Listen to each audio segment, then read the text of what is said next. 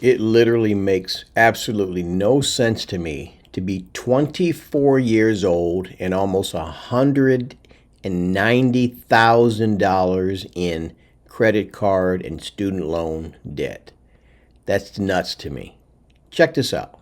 Now, this is wild, but a lot of healthcare professionals that I know have similar debt ranges. So we're basically worth more negative than positive.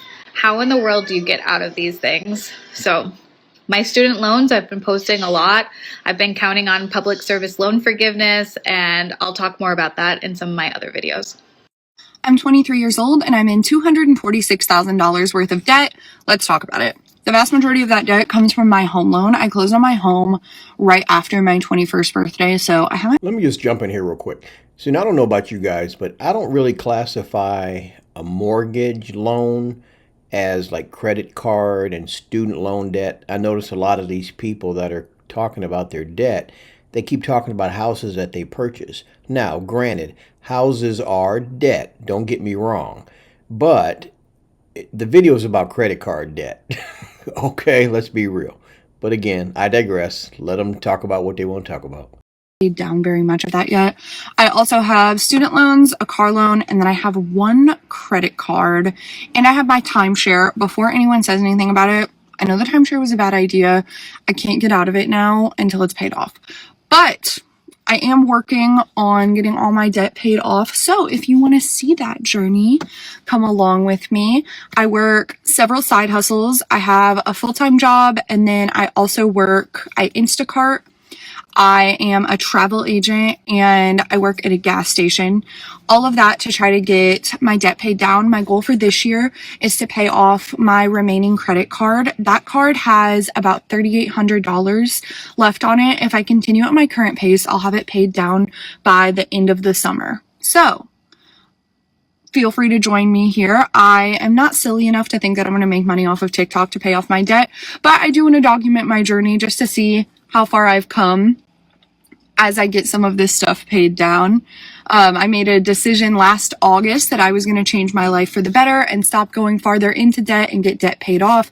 I just paid off one of my credit cards and now I'm paying off the other one. Now this gonna get y'all talking. They said that while Black people hold the highest amounts in student loan debt, white people hold the highest amounts in credit card debt. So I think we should remember that debt is not about being tied to poor or the rich. It's tied to decision making. Working in the banking industry, I worked with a Caucasian client previously who I had a great relationship with. This man owed $150,000 in credit card debt and was actively trying to pay it back, but had no capacity to pay it back, which is why we talk about the difference between character and capacity. Character is I have the willpower to want to pay it back. Capacity is I can or cannot pay it back based on my financial situation. So with that being said, I'm a little curious on, is there anyone who has never had any type of debt? You want to know what's so funny? I posted a video the other day talking about the fact that I'm 26 years old and I'm in $95,487.73 worth of debt, majority of that being student loans. And the response from people is just absolutely wild. And I'm sitting here responding to comments of people shaming me, and they're trying to wonder how it even got to this point. They're trying to put me down, saying I'm never going to pay it off. And I'm sitting here thinking to myself, I went to school, did what I had to do to become a nurse to help people. And people were shaming me for doing that. I went to school to get a career where I can better people's lives, save lives, and I'm being shamed for the way that I had to do it. I put myself in a financial burden to go get a degree, to help people, to save lives, to better people's lives, and I'm being shamed for the way that I had to do it because I didn't have mommy and daddy paying for my college. What I want to know is who's shaming you, and not to knock you, but why do you care? Let them shame you. You know, most of these people online, and I guarantee you it's probably social media, a lot of them are idiots anyway. To just ignore them. You know what I'm saying? If they're trying to shame you, you know, a lot of these particular careers, you have to go to college to get a degree. You can't become a nurse without college. Okay? You can't become a doctor without college. Even though I'm not a big fan of the whole college experience, because I think a lot of it is a scam, there are some professions where you have to have that training. I had to take out student loans. You don't even realize how bad student loans can get, because in the moment when tuition is due, all you're thinking about is making that tuition date and paying the tuition. So you just signed.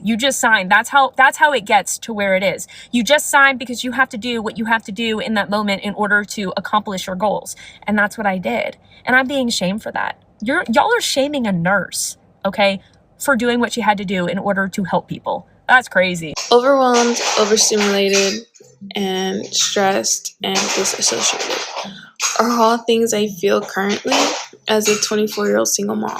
Trust me when I say this, and I say this in the best way possible.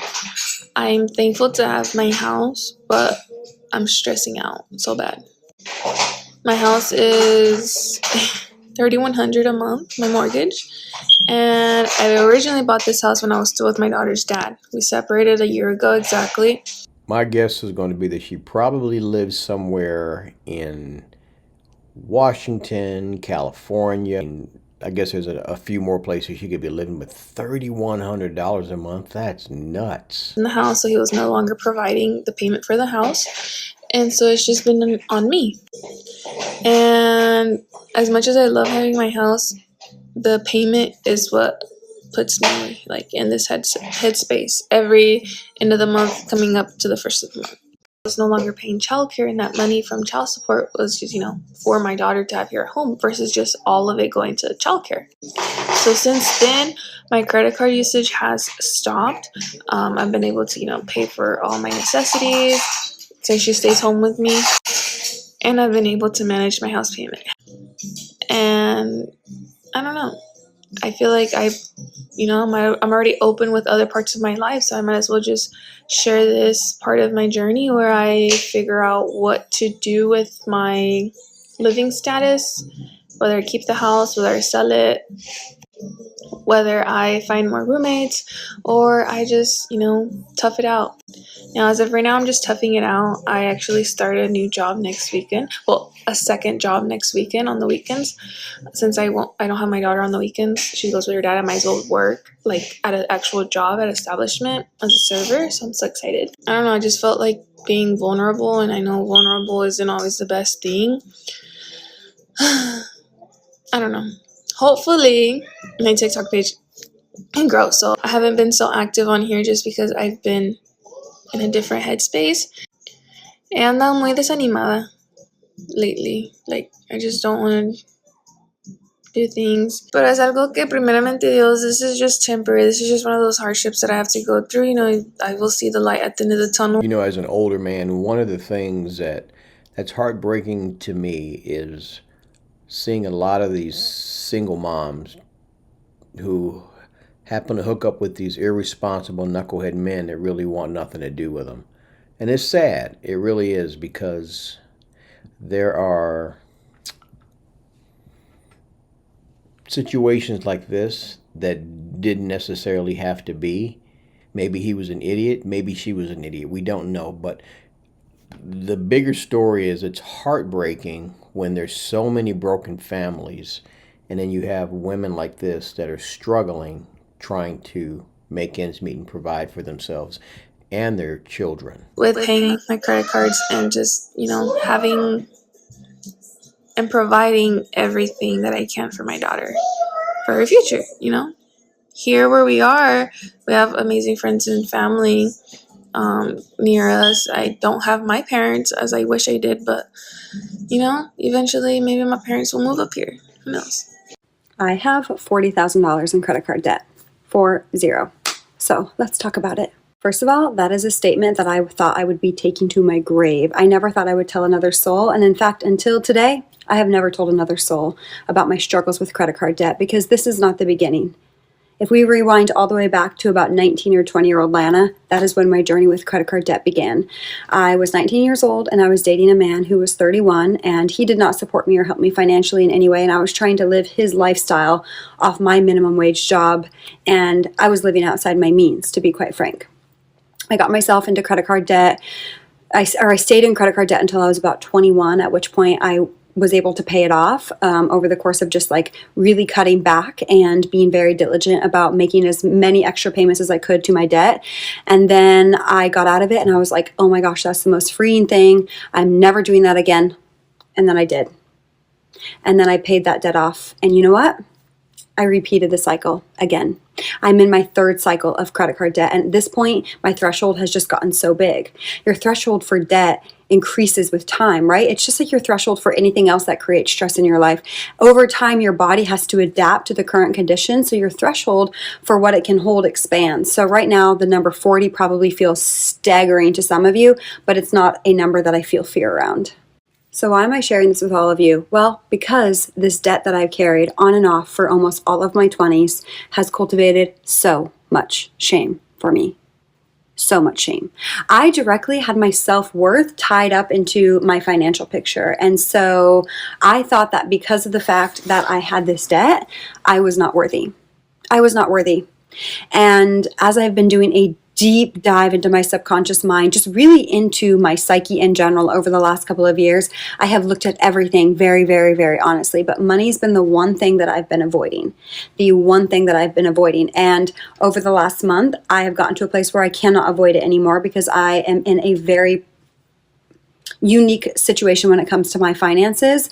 And I've been doing all of this subconscious work. And as I sat in meditation yesterday, this just came up out of nowhere that I need to talk about it. I need to talk about it. So I first started by having conversations with my closest girlfriends because they didn't even know. And after I had spoken to them, I felt the shame just dissipating and leaving my body. And I thought, I'm going to share it with the world. I think I've always known that I was eventually going to share it with the world. I just wasn't feeling ready. And so I'm sharing this with you because I know that so many of us. You know, she said something that triggered my brain. When you have shame over anything, the best thing that you can do is expose it. The best thing that you can do is expose it, because once you can bring it out in the open and talk about it, shame is of the devil. The devil can't use that against you anymore to keep you in that bondage. So good for her. Right now, and I need you to remember that money is not moral. You are not worthy or unworthy depending on your financial situation. The more that we talk about things, the less can breed, the less that shame can exist. And I'm just simply to a point where I'm done feeling shame about this. I'm done. And so if I don't feel shame about it, why not share it with you? Because if I can help one person feel less alone on their journey, it's worth it for me. And I don't really care what the comments are going to say, because if I don't feel shame about it, you can't make me feel shame about it. So moving forward. Okay, now that we've got 40 grand, what's the plan? The plan is to give it to God, basically. I am in a full surrender right now with my finances, and I just trust so deeply that I had to get to this level. I had to go to these depths on my journey with money for me to fully untangle my relationship with money. Because if you go all the way back to my childhood, I felt fear and scarcity around money before I even conceptually understood what it was. So as I entered adulthood, I had subconscious beliefs that there wasn't enough money, that money equated to my worth, scarcity, lack. Like I had very, very, very deep-rooted fear patterns around money. So even though I entered adulthood and I was able to manage my own finances, and I consciously knew the right way to manage my finances. I worked in finance for 10 years. I consciously knew the right decisions to make. I would not make those because my subconscious mind was running the show, not my conscious mind.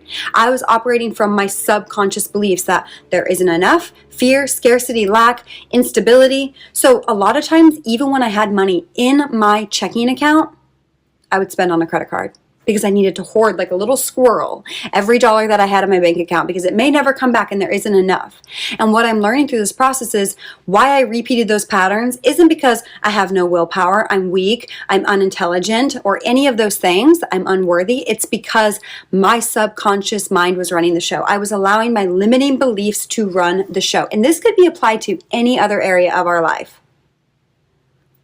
So what I'm doing forward is changing my identity, changing my subconscious beliefs, rewiring my subconscious mind to believe that pleasure and abundance and prosperity are safe. Not only safe, they are my birthright, that I am capable of holding it, that I'm not only capable of holding it, that it is on its way to me right here, right now, that I am an abundant human being. I am releasing the shame around money in general because money is not moral. We were not born into this life knowing what money is. Money is something we created. It didn't exist when humans first evolved. We created it. It is not moral. It is not moral. If you have more questions about kind of how this all transpired, more than happy to talk about it. I'm happy to start a conversation about this. Most of this debt, this 40 number, I've been carrying around for a little while. And I posted a video the other day saying breaking up with my credit cards. And I said, I don't want to go down a slippery slope. And I wasn't being fully transparent, which is fair. I don't owe the internet anything. But the full transparency is I don't want to go any farther down the slope than I'm already down, right? I'm already here. And I just made this decision. Like I had to put a vet bill on a credit card and that topped me over the 40 number. And that was my breaking point. And I was like, something has to change. And not how can I work harder to make money to pay this off? But like, what do I need to look at within myself to prevent this from happening again? Why am I keeping myself in this cycle when I know it doesn't serve me? And I think that's where a lot of the shame comes from for me, is knowing that this wasn't what was best for me. And then I would take action anyway. And then I would avoid it. So I would avoid at all costs. Like if I spent something with my credit card and I felt unrest in my body, avoid, suppress. When I would go to pay my credit card bills, like just only look at the credit card statement for long enough to pay the bill and then put it out of my mind. Suppress, avoid, suppress, avoid, suppress, avoid. Self-soothe in other ways, cope in other ways. So we're done with that. We are done with that. I no longer identify as somebody that uses a credit card. I no longer identify as somebody who operates from a place of lack, scarcity, not enoughness, unworthiness, none of that. I am no longer a person that operates from a place of shame. This is my last buried treasure. And if you know my face by now, I might be new to some of you, but if you know my face by now, you know I've shared a lot with you guys on the internet. And I know that it might feel wildly inappropriate to some of you, but I so firmly know in my body, in my soul, that I came here on this planet to share my journey with you. It might not resonate for all of you. And that's okay, because the ones that are supposed to receive this message and who are feeling overwhelmed by their financial situation, I know that you're going to see this. And I'm here to tell you it's not about continuously working harder. It's about looking at your subconscious beliefs. It's about looking what's going on within you. What are your beliefs around money? What are your behavior patterns around money? What is your emotional response when you think about your financial situation? What's going on in that subconscious mind, and how can we make a change? We don't get to choose our childhoods. We don't get to choose the beliefs that form about ourselves in childhood. But when we are adults, there's self-responsibility, and it is up to us to create the change that we desire. Well, we can all see this young lady loves to talk. And that's okay. But I think the good thing about her going very in depth with her journey is helping the average person like you or me that is in this situation and they don't know how to deal with it. You know, a lot of us have a tendency to go out and keep spending even though we know it's a problem because we've kind of put ourselves in that position. And the whole delayed gratification thing, that's a real thing. You know, and a lot of people don't know how to delay their gratification. They want it now, even if they don't have the money, and they go out and they put it on a credit card. So like I said, one of the last things that she said, and then we're going to move on, is she was talking about rewiring your brain. And that's not just with finances. I mean, that's in every area of your life. You have neural pathways in your brain, and when you do something for so long, imagine like if you walk a certain path every day and there's grass and there's weeds and there's brush. Eventually, if you keep walking back and forth over that path, you're going to wear it down to the bare dirt, and there's going to be a trail there, and you're going to be like, man, this used to have grass on it. That's how our brains are. We have neural pathways, and when we've done something or acted in a certain behavior for years, you have to undo that. And she's given some good nuggets about how to do just that. Diego. And so let's go over my biggest balance right now, which are my student loans.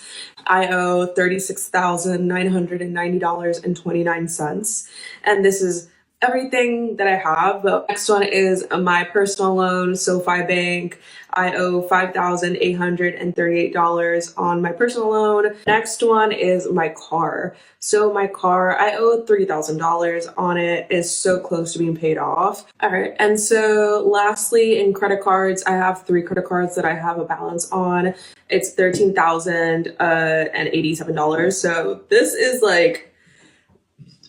is what I am pretty much focusing on for 2025. Okay. So I owe $58,919.29 is my total debt that I owe. And I'm not gonna lie, yes, I'm not proud of that, but I definitely am pretty much gonna be planning to pay off most of my consumer debt next year. So I am gonna pretty much go down and eliminate about like half of that with the consumer debt, and then the other half is my student loans. So I am not necessarily going to worry about the student loans yet, but the plan is to pay off the consumer debt for 2025. So I'm excited about that. So we'll see. Let's talk about this number right here. This is how much debt I have. I'm about $180,000 in debt from both federal and private student loans. I said at the beginning, this young lady right here, 24 years old with almost $90,000 in debt. That is crazy. Credit cards. That is all of my debt. I am 24 years old. I have a bachelor degree, so not even a master's. I have 1 minor, no focus in my major, as well as an honors degree, which did require some extra credits. So that is where this number is coming from. This is on top of the little amount of scholarships that I was awarded, so money I didn't have to pay back. This is everything I owe. Everything I owe.